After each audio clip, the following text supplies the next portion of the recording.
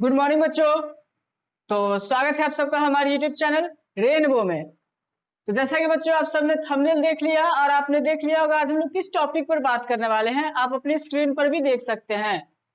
Video काफी late हो चुकी है, वैसे कुछ दिनों से ऑब्जेक्टिव और विदाउट फेस कैम का वीडियो चल रहा था।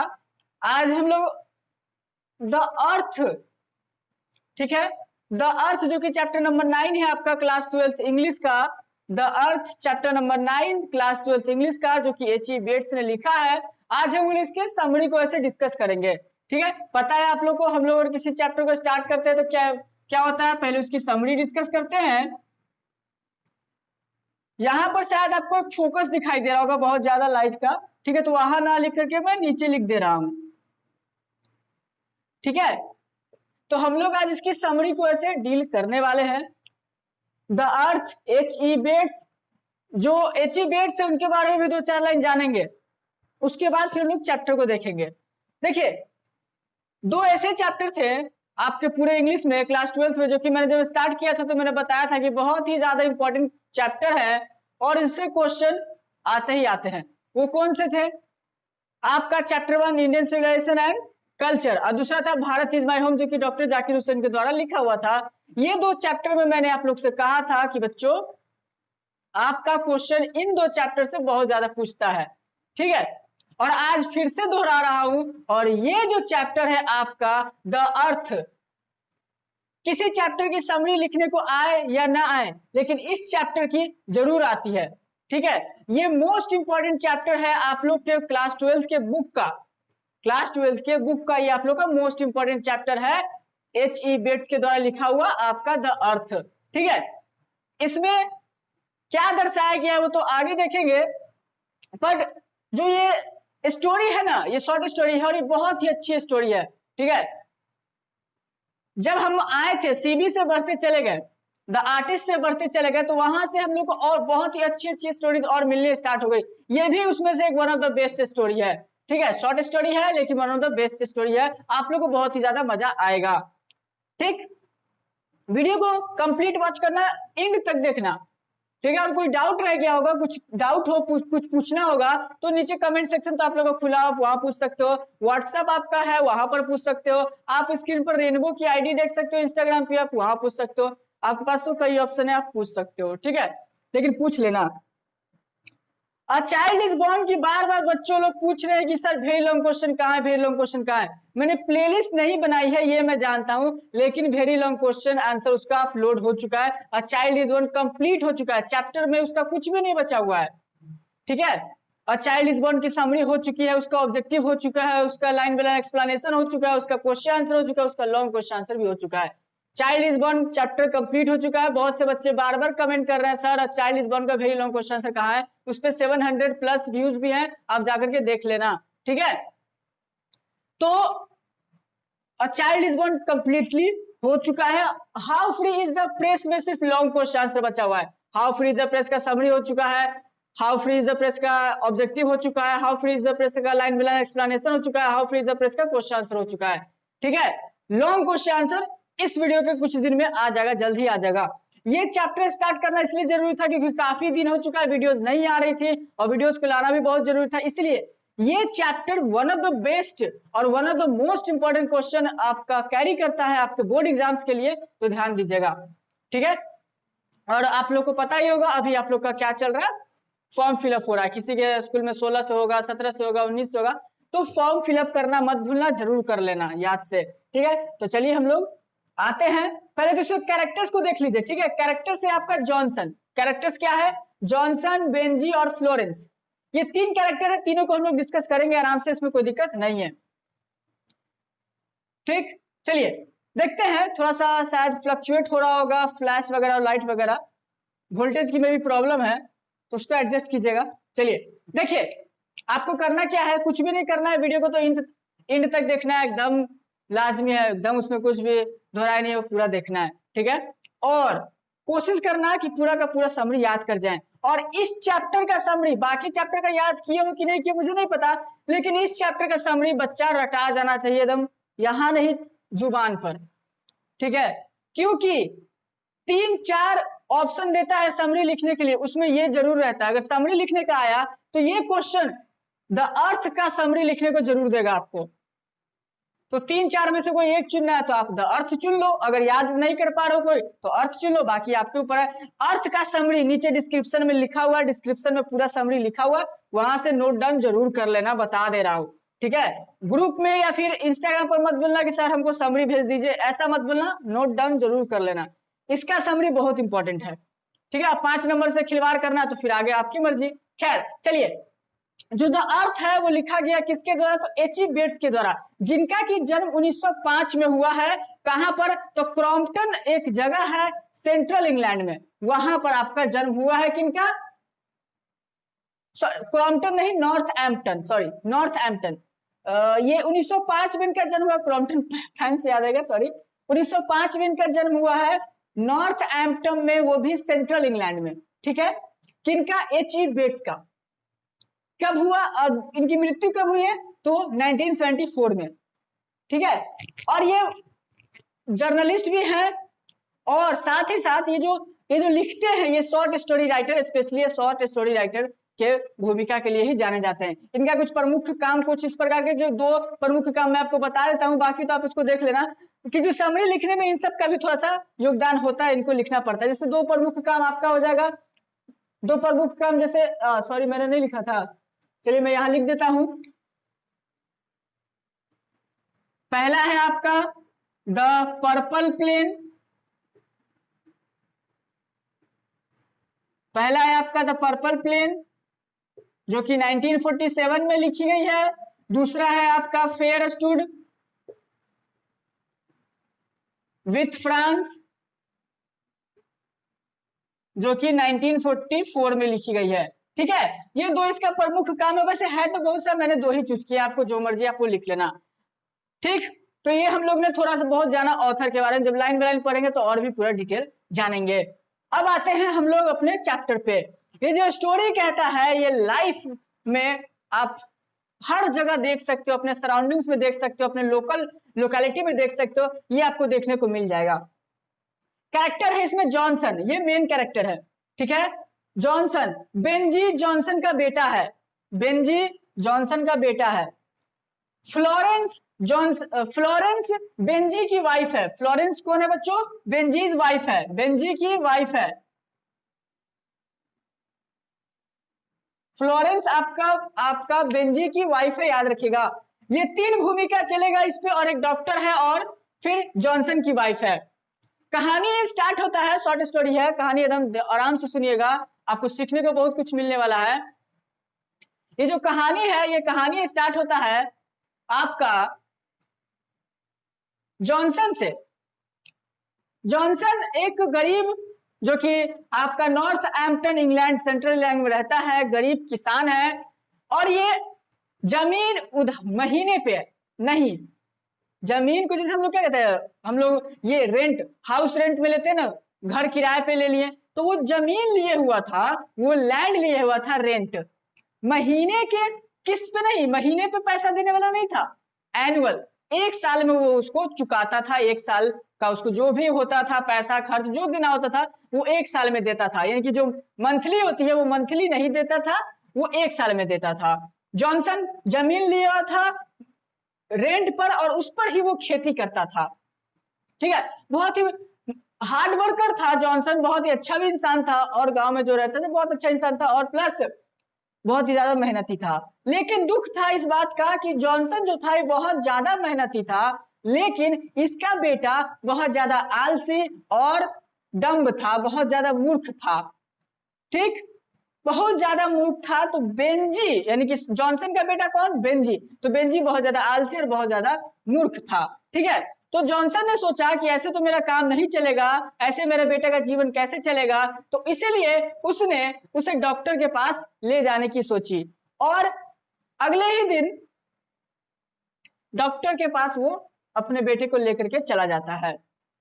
आगे फिर होता क्या है, डॉक्टर बोलता है कि देखिए आपका बेटा तो ठीक है, लेकिन ये इतना ज्यादा बुद्धू और जो आलसी है, इसका होने का कारण है कि इसको आप कोई काम दे दो, ये इसको आप कोई काम नहीं दे रहे हो, ये चुपचाप बैठा रहता है, जिसके कारण से ऐसा हो रहा है। आप इसको कुछ ऐसा काम दो जिसमें कि ये दिन भर लगा रहे, फुल्ली इंगेज रहे, ठीक है, और प्लस अपना ये लाइवलीहुड भी देख सके। तो जॉनसन को ये बात समझ में आ गई कि अब मेरे बेटे के साथ क्या करना है।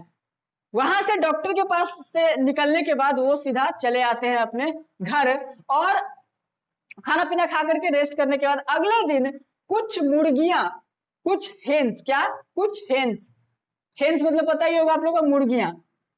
तो कुछ मुर्गियां वो जॉनसन अपने बेटे के लिए लेकर के चले आता है और कहता है बेंजी तुम इसको संभालोगे, ये तुम्हारा ड्यूटी है, ठीक है।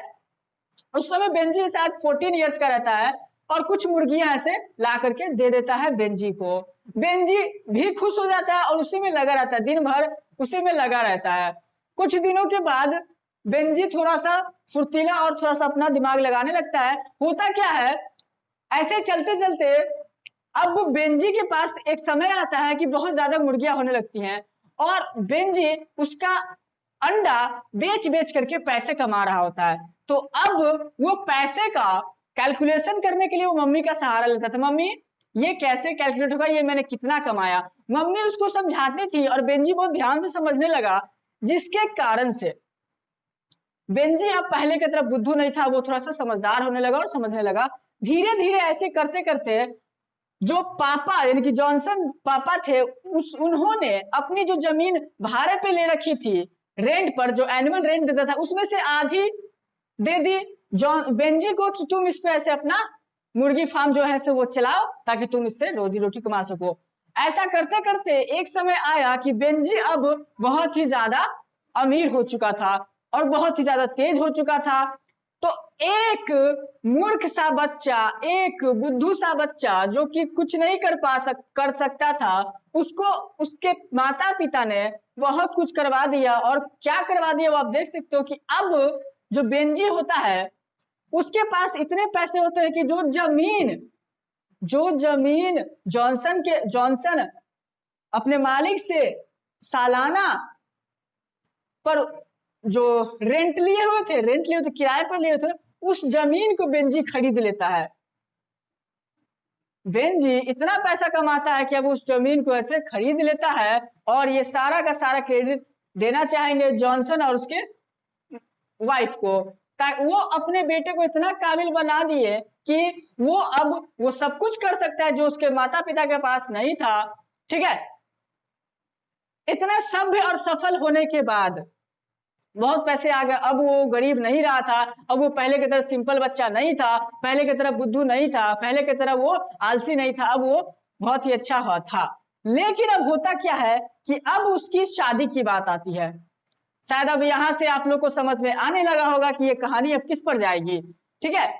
तो अब जैसे ही बेंजी की शादी की बात आती है तो बेंजी की शादी भी होती है और वो नाम है उसका फ्लोरेंस। क्या नाम है बच्चों?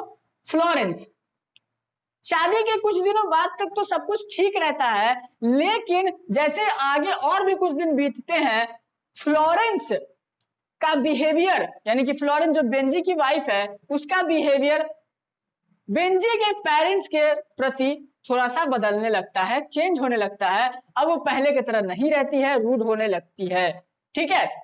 अब होता क्या है कि यहाँ पर बेंजी और उसकी वाइफ थोड़ा सा अपने पेरेंट्स से खफा होने लगते हैं। देखते होंगे कहता ही है, और ये 99% का है कि जब शादी हो जाता है तो बोलता है कि ये बदल गया है, जोरू का गुलाम हो गया, ये हो गया, वो हो गया, दिस हो गया, डैट हो गया। तो ये सब ठीक है अपने जगह पे, लेकिन वो जो फ्लोरेंस थी वो क्या करने लगी कि बेंजी के कानों को पॉइजन करने लगी। क्या करने लगी? बेंजी के कानों को पॉइजन। अब ये मत समझना कि कानों में जहर डालने लगा, वो नहीं, कानों में जहर डाला, लेकिन वो कैसा जहर डाला तो उसके मम्मी पापा के खिलाफ भड़काने लगी, ये बोलकर वो बोलकर खूब बुरा भला बोलने लगी। अब जाहिर सी बात है, आप लोगों को पता है जब नई नई शादी होती है तो ज्यादातर लड़का होता है कि वो अपनी वाइफ का सुनेगा, पेरेंट्स का नहीं सुनता है। तो यही हुआ, बेंजी ने भी सेम काम किया। वो अपने माता पिता का उपकार भूल गया कि क्या था वो, कितना डम सा लड़का, कितना बुद्धू सा लड़का से उसके माता पिता ने उसको क्या बना दिया, और आज वही माता पिता उसके लिए बुरे हो गए। ऐसे ही कुछ दिन चलता रहा, माता पिता भी सह रहे थे, जॉनसन और जॉनसन की वाइफ भी सह रही थी, सहते सहते अब कितना सहे। फिर एक समय आता है कि बेंजी की वाइफ फ्लोरेंस कहती है कि मैं अब अपने आपके माता पिता के साथ नहीं रह सकती, आप इनको यहां से कहीं दूर छोड़ा। अब वो भी देख ही रहे हो कि क्या, जब बूढ़े होने लगते हैं तो कोई सुनता नहीं अपने माता पिता का, और वो सारे उपकार भूल जाते हैं जो कि बचपन में उस माता पिता ने उसके लिए किए थे। ठीक है, तो सारे उपकार भूलने के बाद बेंजी क्या करता है कि उस फ्लोरेंस अपनी वाइफ की बातों को सुन करके अपने माता पिता को गाड़ी में बैठाता है और शहर में बीचों बीच अकेला छोड़ देता है। वहां से फिर वो वापस चला आता है। कहानी तो यहीं पे खत्म हो जाती है, लेकिन अब इससे मोरल देखेंगे तो हम लोग को क्या पता चला कि एक माता पिता अपने बच्चों के लिए क्या कुछ नहीं कर जाते हैं। अपनी मेहनत अगर आज हम लोग महकते हैं तो ये हम लोग को पता होना चाहिए, ये हम लोग को समझना चाहिए कि हम लोग उनके पसीने के महक से ही महक रहे हैं, क्योंकि उन्होंने कड़ी धूप में उतना मेहनत किया, जो पसीना उनका गिरा उनकी मेहनत से हम लोग फले फूले। वो मेहनत किए तो हम लोग एसी रूम में रहे, पंखे के नीचे रहे, ठंडे में वो कड़कती ठंडी में जो मजदूरी किए, काम किए, वो काम किए तो जाकर के हम लोग रजाई में सोए, हीटर में सोए, हम लोग रहे ठंडे में सुकून से। एक बच्चे के लिए माता पिता सब कुछ कर जाते हैं, लेकिन आपने कहावत सुनी होगी कि एक माता पिता 10 बच्चों को पाल सकते हैं, लेकिन 10 बच्चे मिलकर के भी एक माता पिता को नहीं पाल पाते। तो यही हुआ इस कहानी में। बेंजी जो कि कुछ भी नहीं था, इतना बुद्धू सा लड़का था, अगर उसके माता पिता उसको उसी हाल पे छोड़ देते, उसका ख्याल ना करते, तो शायद बेंजी कभी इतना आगे आता नहीं, कभी वो उतना रुपया कमाता नहीं, कभी वो उतना ज्यादा सफल होता नहीं, और ना ही उतना उसका इज्जत होता जो कि पैसे में होता है। ये इज्जत सबसे खराब है पैसे आने के बाद, जब वो अपने माता पिता को ही निकाल दे, अपने माता पिता को ही साथ नहीं रखता है, तो ऐसा इज्जत कोई काम का नहीं है, ऐसा शोहरत कोई काम का नहीं है, इतना पैसा कोई काम का नहीं है।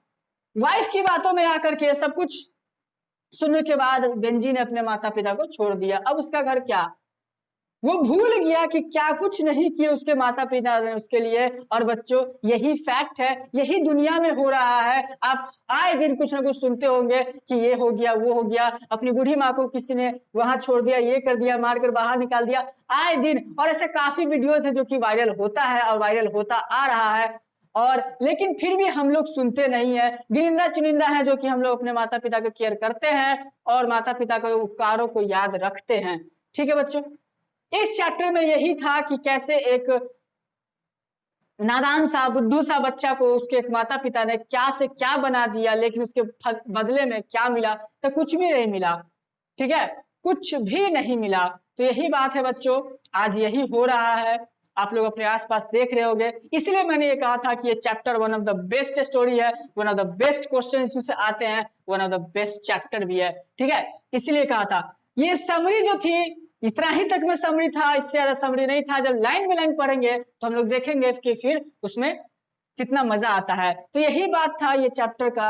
आई होप कि आप लोगों को चैप्टर पसंद आया होगा। पसंद आया हो तो एक लाइक करना, और अपने माता पिता से अगर कोई गलती आपसे हुई है, ठीक है, आपसे हुई है या डांट दिए हैं आपके माता पिता, आपसे नाराज है, तो उनसे जाकर के सॉरी जरूर बोलना, उनको मनाना जरूर, उनके मनाने की कोशिश करना, क्योंकि वो अगर है तो आप कुछ भी कर सकते हो, वो अगर नहीं है तो उसके बाद फिर आप कुछ भी नहीं कर सकते हो। बात जो है स्पष्ट, क्लियर। ठीक है, क्योंकि आपने खुद देखा कि एक जो बुद्धू सा बच्चा था, कुछ नहीं कर सकता था, उसको उसके माता पिता ने क्या से क्या बना दिया। ठीक है, तो यही बात है कि एक पेरेंट्स की भूमिका बहुत ही ज्यादा होती है किसी के भी लाइफ में। उनसे पूछो जिसके पास पेरेंट्स नहीं होते हैं, उन पे क्या बीतती है।